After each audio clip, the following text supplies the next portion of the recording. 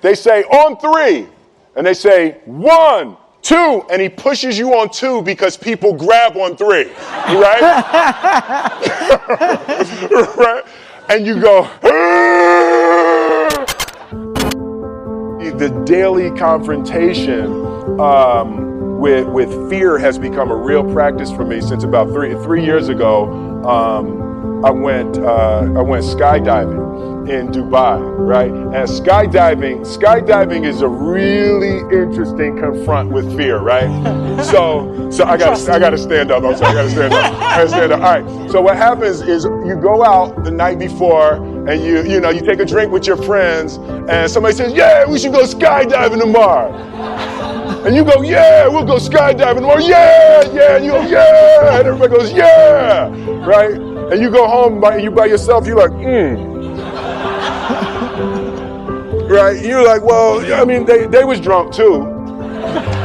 Right? So maybe they not, I mean, we don't have to go. We don't have to do it. So then that night you're laying in your bed and you just keep, and you're terrified. You keep imagining over and over again jumping out of an airplane and you can't figure out why you would do that, right? And you're laying there and you have the worst night's sleep of your life, but you still have the hope that your friends were drunk, right? So you wake up the next day and you go, down and you say where you were going to meet and everybody's there. You're like, oh, shit. All right, cool.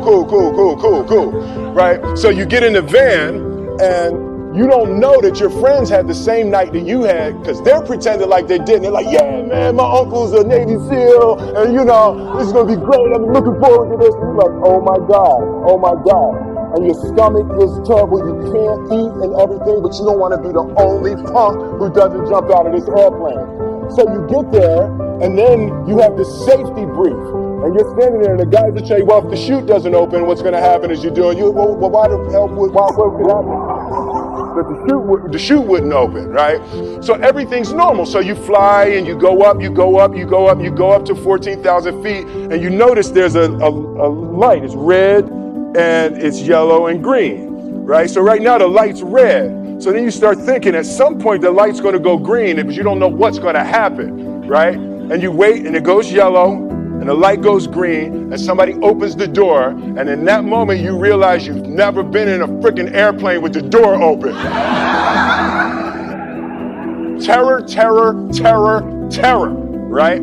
So you go and then, if you were smart, you sat in the back so you don't go first, right? And then people start going out of the airplane and you go and the guy walks you up to the end of the thing and you're standing and your toes are on the edge and you're looking out down to death. And they say on 3 and they say 1, 2, and he pushes you on 2 because people grab on 3, right? Right? And you go,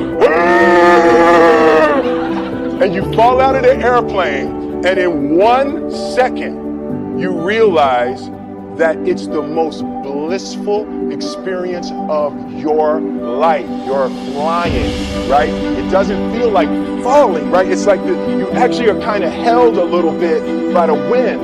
And then you start falling, you're falling, and there's zero fear. You realize that the point of maximum danger is the point of minimum fear. It's bliss. The lesson for me was, why were you scared in your bed the night before? What do you need that fear for? Just don't go. Why are you scared in your bed 16 hours before you jump? Why are you scared in the car? Why could you not enjoy breakfast? What did you need that? The fear is fear of what? You're nowhere even near the airplane. Everything up to the stepping out, there's actually no reason to be scared. It only just ruins your day. You don't have to jump. And then in that moment, all of a sudden, where you should be terrified is the most blissful experience of your life. And God placed the best things in life on the other side of terror.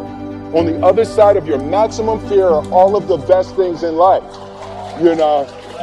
So that was sorry. So that, No, it's good. so that was it. Yeah, that was my experience with skydiving and fear. All right. I had such a mystical, powerful spiritual experience. I flew home and got my sons, and I went back, and 10 days later, my son jumped, right? Now that was a little different, honestly, and it makes me stand out, right? Because I'm scared, right? So it was one, so Jaden went first, right? Jaden wants to do everything first. So I'm sitting there and I'm like, yeah, my sons are gonna have this crazy experience. And then Jaden went out of the airplane. And I was like, Then my oldest son Trey goes up and he goes out of the airplane. And I was like, this could potentially be the worst display of African-American parenting in history.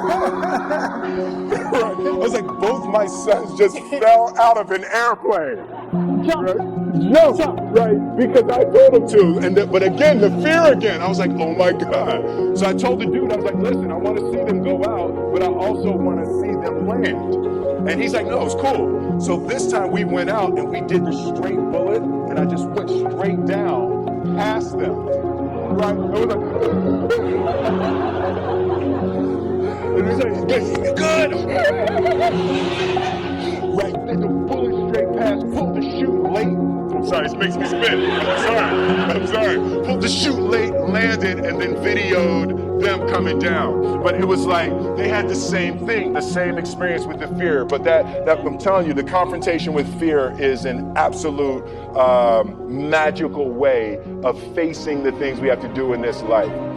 And in this film, I read an interesting quote that good people have to get out of the bed every day and try to empty the ocean with a ladle, right? And I thought that was, I knew that was profound, and I paused for a second and I said, all right, what the hell is a ladle, right? Right, so then, I touched it on my iPad, it's ladle. Oh, it's like a big spoon, okay. As we it's say, like a soup spoon, yeah, it's like a soup spoon. I was like, why are you a soup spoon? So trying to empty the ocean with a soup spoon, as the mentality of how you wake up every day to try to do good in the world. So for me, I'm really driven by continually trying to elevate my mind and elevate my spirit and care for my body, and to be able to love as many people as effectively as possible with this mystery of life that I've been given.